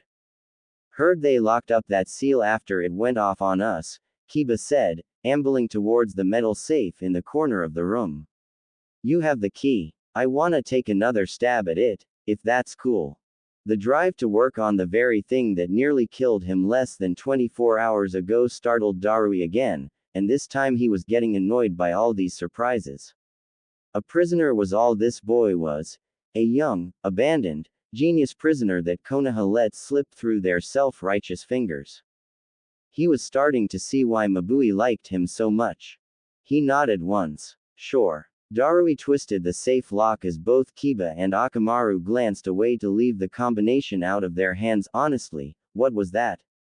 The kid was out of his mind, and carefully set down the seal configuration on the closest unbroken table. Kiba lit up immediately and unfurled the thick scroll until it spanned the length of his workspace as Akamaru curled into a ball close to his feet, head on his front paws and his eyes half-lidded as they never strayed from his partner. Loyal, the Kumo Junin mused to himself as he plopped on a wooden stool opposite the boy. Elbows propped on the table and his chin in his hand, Darui watched as Kiba dipped a brush ink in a newly opened bottle of ink and flew through matrices and sequences like he was born to do it. It was intriguing to watch him work, honestly. Darui was never one for seals despite how integral of a part it had in Kumogakure's foundations. Every careful stroke of black and every messy scribble on scratch paper felt like standing in the middle of an art museum when you knew nothing about art, frankly confusing but entertaining all the same. About 30 minutes into the comfortable silence, Kiba spoke. Darui-san, is it true that Sakura's the sparring partner for this dude named Killer Bee? If she's that pink-haired girl who's always with him, then yeah, he affirmed. He wasn't too sure of the name, but he'd caught a glimpse of the nin with one arm missing and the other clad in white bandages and a vambrace of blue-dyed yak hide, most definitely meant to cover her prisoner identification. So she's okay. The genuine worry in Kiba's face hurt a bit to look at. If he remembered correctly, the Konohans had all been separated since the moment of capture and hadn't seen each other since. Okay enough that she can keep up with Bee-sama. Which was a trip in itself to find out. No one could keep up with Killer Bee, not with his eccentricities, not with whatever caught his attention next, and definitely not with the stamina he never seemed to run out of. But from the whispers that sometimes floated by him, the girl tried, and by God she tried. He told Kiba about the one-armed cliff climbing, the taijutsu spars that were said to last for hours, the way she apparently just didn't stop even though it was clear that she needed to. And Kiba just laughed, his eyes flashing with a watery shine. She's always been like that, you know, he grinned. And Mabui-san told me about Shino too, that he's working at the hospital and stuff and it's good. That they're both okay. He glanced back at the place his and his team's sealed scrolls were kept, unbroken, and his grin fell off his face. Shino has a medical inventory book he likes to keep track of, and there's a sword Sakura like to use. Can you get those to them? They'd really like it, please. Darui stared blankly, blinked, and dropped his chin back into his hand. If he noticed the boy's eyes had grown even shinier, he didn't say anything about it. I'll do what I can. Shino and Sakura get their things within the week. But he didn't tell Kiba that. April howls softly at the moon. It had always been on Sakura's agenda that she learn one-handed seals. It would have been more practical that way, with one hand molding chakra for jutsu while the other held a kunai or sword to deflect any bodies or projectiles that got in her way. But then the Colosseum happened. Incident number 2. She wasn't looking forward to whatever incident number 3 would have in store for them. Third time's a charm was the saying, but unlucky 8 was never unlucky on a whim. Sakura swallowed down a few gulps of some energy drink brand they didn't have in Konoha and wiped her mouth with the back of her hand, some of her pink hair falling into her eyes. She knew her chakra control was better than others. It had to be. She never had monstrous reserves like her father, and no matter how much she trained, it was still one of the genes that never lent its favor. But since her realization of it years ago, there were certainly jutsu she knew could make up for what she lacked. Luckily for her, she'd seen a prime example of one over and over again when she was still in AIM. And once she mastered it, she would have to thank Kakuzu-san if she ever saw him again. There was a tap on her shoulder and she turned her head only for a finger to poke her cheek as raucous laughter filled her ears. She blinked. Break's over, B-sama. Ah, you're so cold, I don't think I've ever seen you pop a grin, he sighed, dropping onto the rock beside her. He knocked her knee with his and pushed up his sunglasses with a knuckle. But we can take a longer break, give a rest to those bruises on your shins. Sakura glanced down at her pants, which had ripped off from her bandaged ankles, and pulled up the cloth to the sight of mottled red, black, and blue. The mountains here weren't particularly soft, she thought dryly, and she'd scraped her legs against them every time she tried to dodge a hit by going low. Shino would have a stroke if he found out she wasn't. A shudder knocks into her chest and her heart squeezed. 7 months. That was how long it had been since she'd seen Shino's hands flare green and Kiba's face smudged in black ink, and Akamaru with his tongue lolled out after a long run. She remembered each of their faces like she saw them just yesterday, but it was only in her luck that the last thing she could recall were Shino's and Akamaru's prone bodies and Kiba screaming to the heavens that wouldn't listen. 7 months. They probably looked a lot different now. Her cheek got poked again. She turned her head to the other side. Yes. What's got ya? Thinkin' way over there? B asked. You've got that 1,000-yard stare. I swear, I don't know where's your care.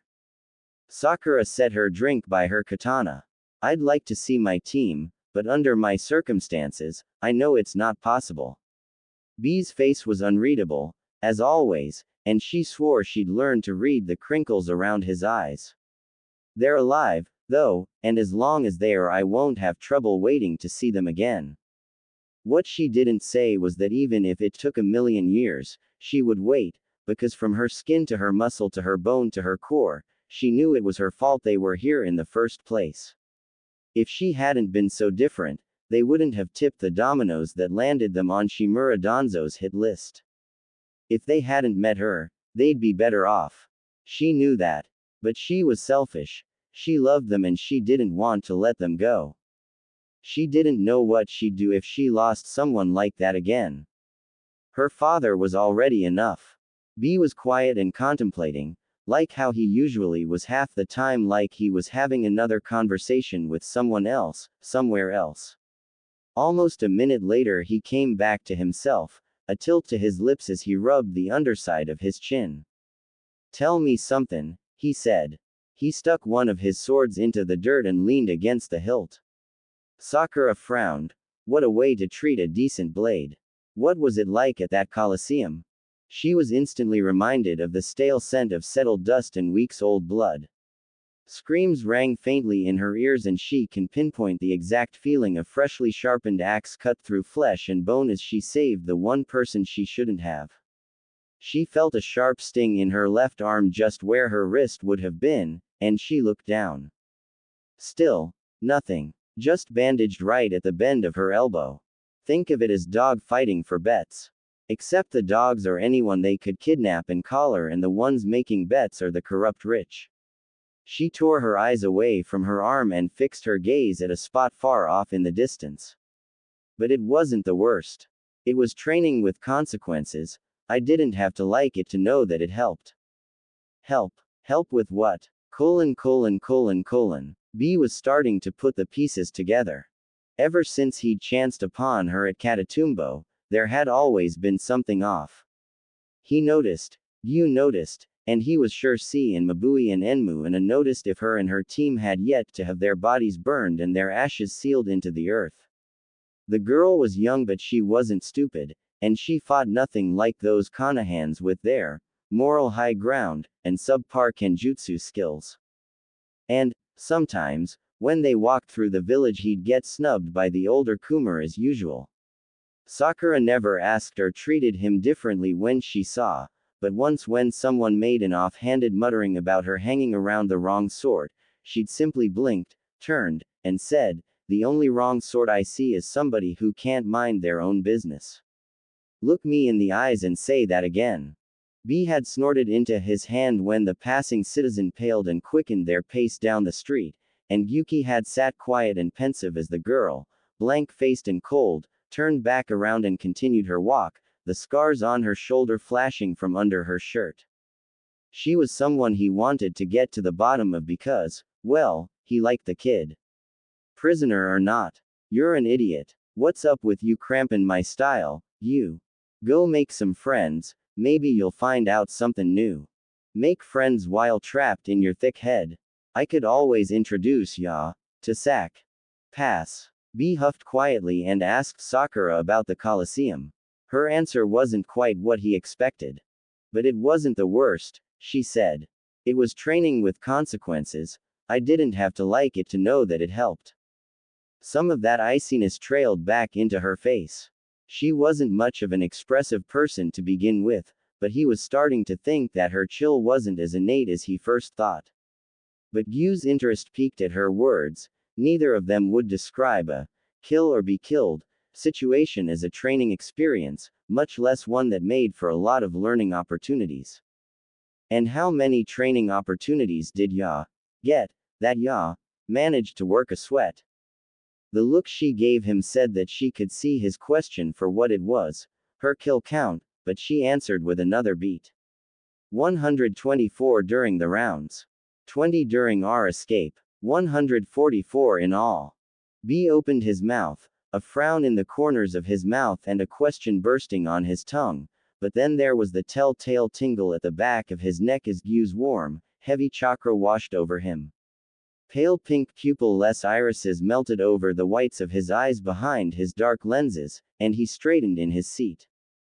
144, Yuki's voice drawled from B's mouth. Sakura's eyes narrowed slightly, but other than that she offered no other movement. Even he had to nod to the small part of him that found it so damn interesting. Why did you think it was necessary to keep count? It's important to keep a track record, she answered. Keep yourself in check because no one else will.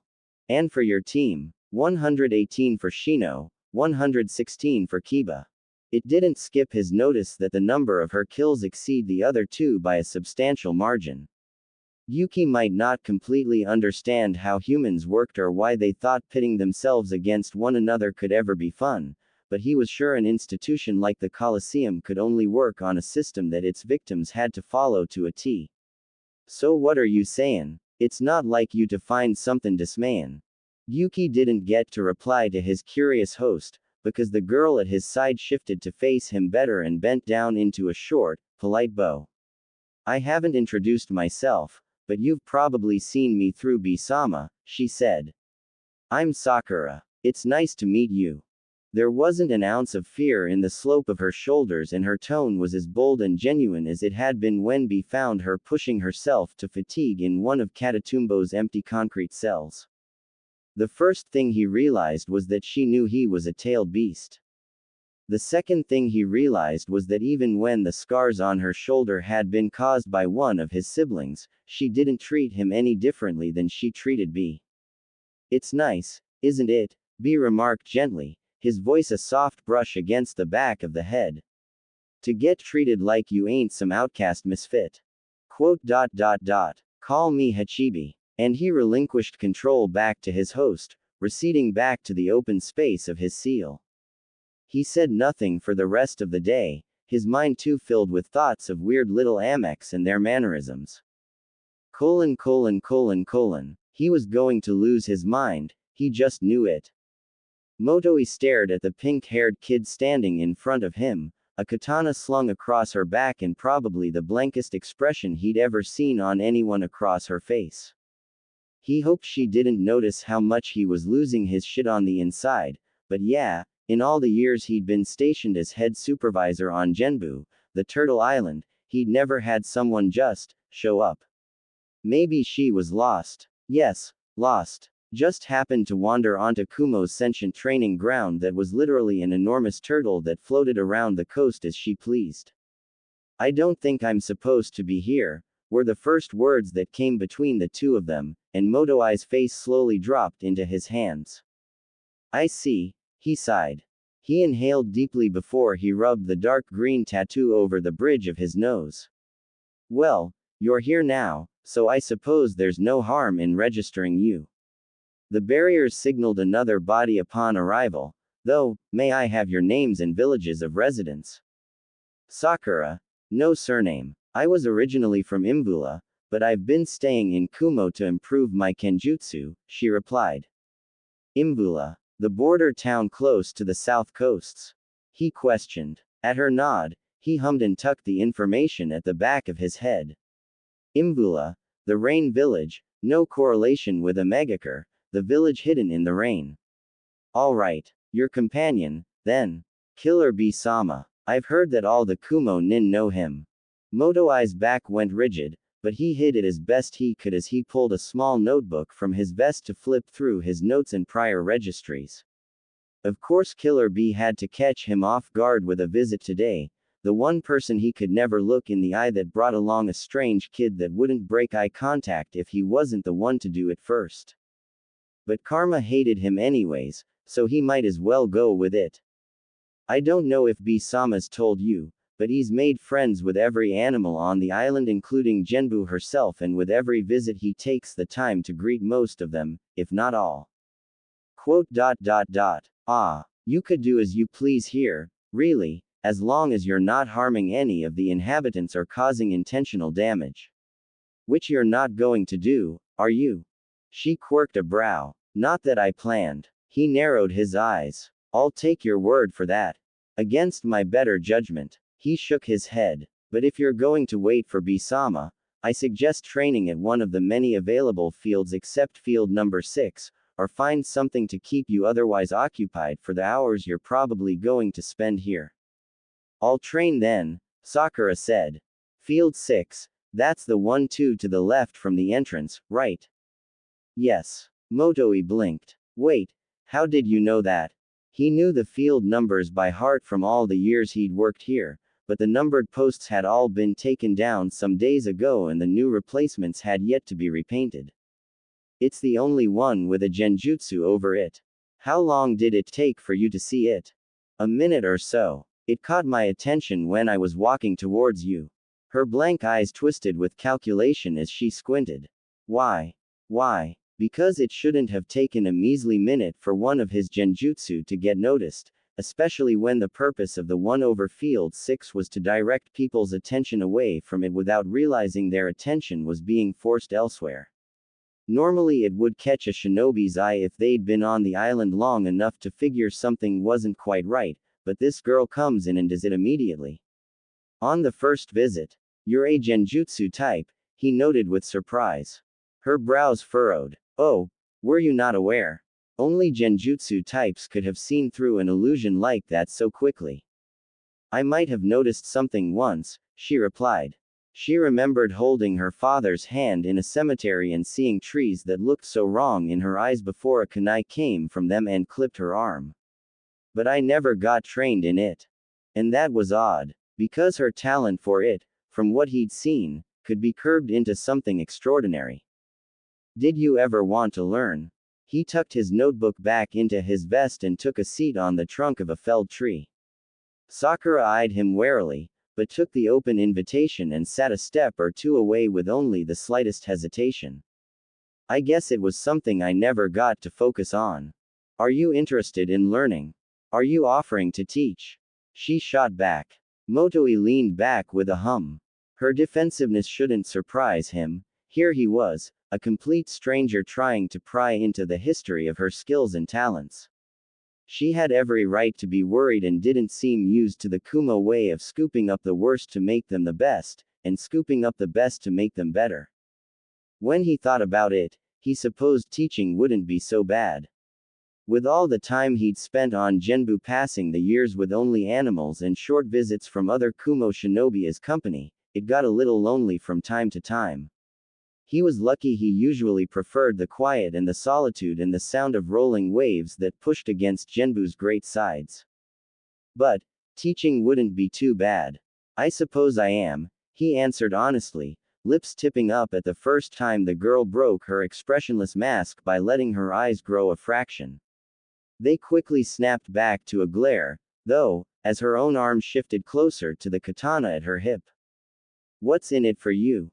I'll get my first student to continue on what I know.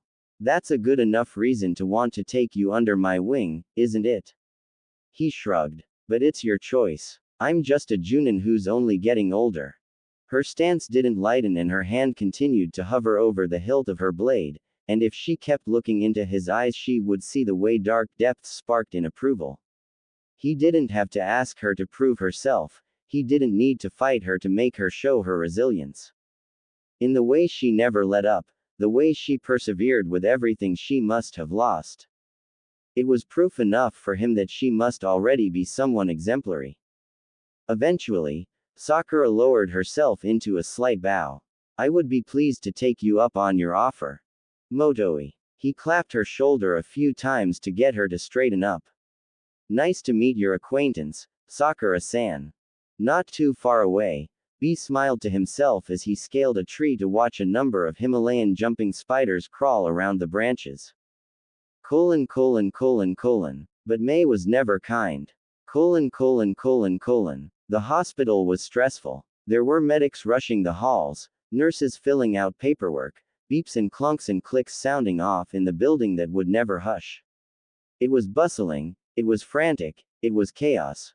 And Shino loved it. He didn't know exactly when the idleness started on him like an itch he couldn't scratch, but he noticed how quick irritation started to settle if he wasn't reading or writing or sewing strands of muscle together. His Kikai felt the same way too, and Shino managed to convince C to at least let his colony flit around the vents and blame the noise on the air conditioning. He stopped by a window in the hall, one hand in his white coat pocket and the other holding open the file he's in the middle of reading. The skies aren't the same deep blue like in Konoha and much of it was drowned out by the clouds. Everything was paler and the sun didn't feel quite as yellow.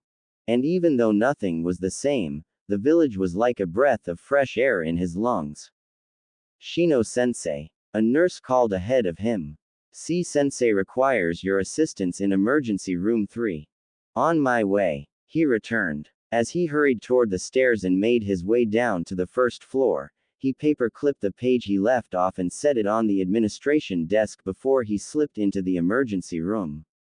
He pulled on a pair of gloves from the rack on the wall and tugged them on as he shut the door behind him and approached the burned, unconscious body on the bed. Odd that it's only C and him there, and there were no nurses checking vitals. Training injury. Field mission, C corrected. Shino assesses the angry red burns that curled, leaving no centimeter unscathed with the sheer amount of top skin layer that had been singed right off. He brushed some of the stray blonde hair that was soaking up blood from the wounds. He'd seen those burns before.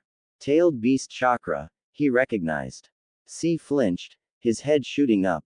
It causes permanent disfigurement no matter how severe the injury and requires immediate attention to address possible internal damage.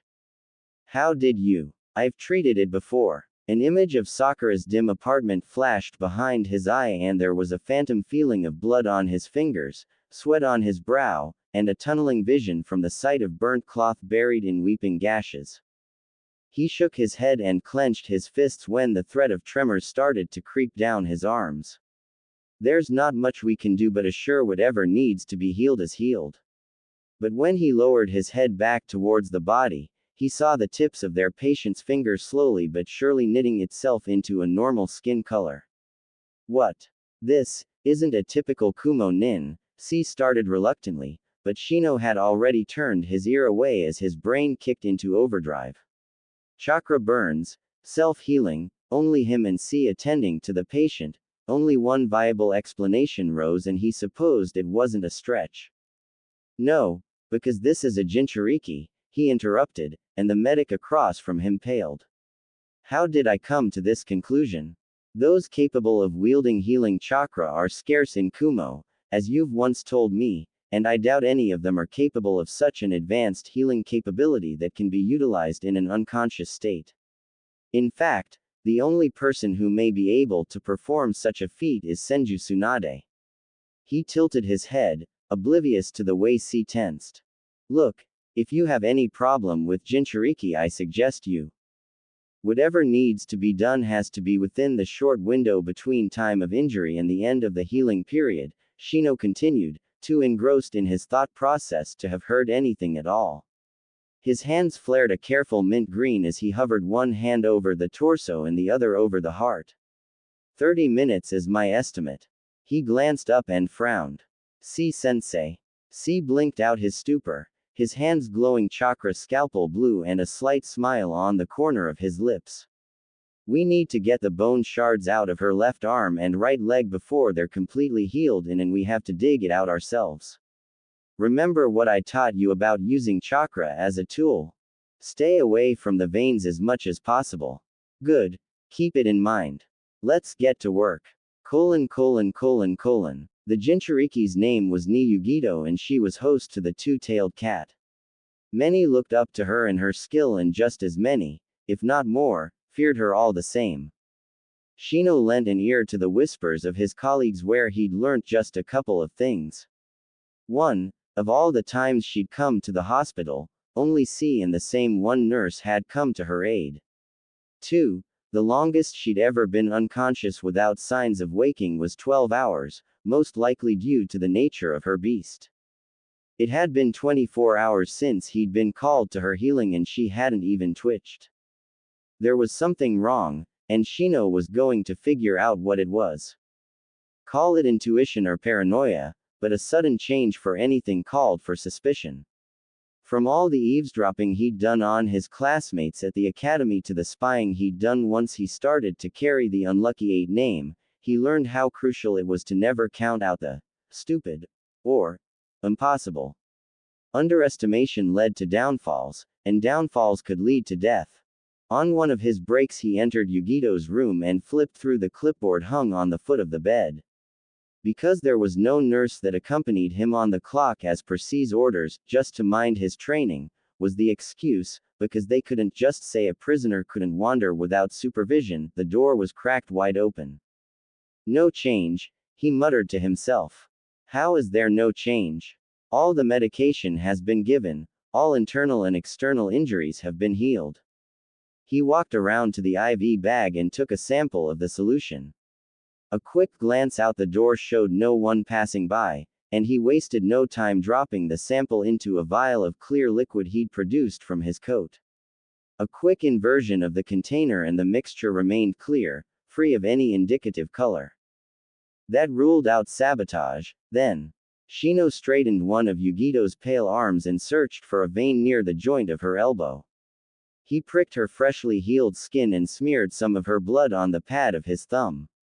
Plucking out the medical inventory book C returned to him 2 months ago, he opened to the back cover where his self-made pocket still held the seal papers Kiba drew up with a jutsu Sakura manufactured one night after dinner. One bloody thumbprint later, the seal brightened and dimmed, but didn't change color either. If nothing's wrong with her blood either, perhaps. His eye drifted towards the door again. Even after running every possible consequence in his head, he shut the door, locked it, and let his kikai swirl around the room.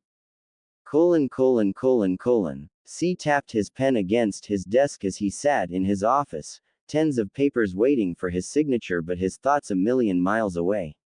It was about that time of year again for staff evaluations that would eventually be read over by the Sirius Central Hospital head and then eventually Reikage-sama himself, and rarely was there ever an employee that came out with a poor assessment. Which came to the problem of the newest medic working the rounds. When he picked Shino up from Katatumbo, he was expecting a medic that could at the very least take up the slack and keep the rest of them from shouldering too much work. He thought the hospital would have a new medic to take on simple cases like broken skin and snapped bones, or would take up the duty of going through the routine checkups all shinobi were required to attend to once a year. But what did he end up getting? He got a medic that could pick up a plethora of anomalies 3 minutes after a simple scan, could be as efficient without chakra as he was with chakra, and could correctly identify chakra burns by sight and hold no prejudice for any patient he worked with. And much to his disgruntlement, those things he listed were only the few of many. To put it simply, Shino was brilliant and he had no idea how Konoha let this one go. He frowned. And if the boy had been left to rot in Catatumbo, there would have been nothing left of him but scar tissue and healing hands. A knock on the door resounded, and C straightened. "Come in." A nurse bustles through and set another stack of files by his side.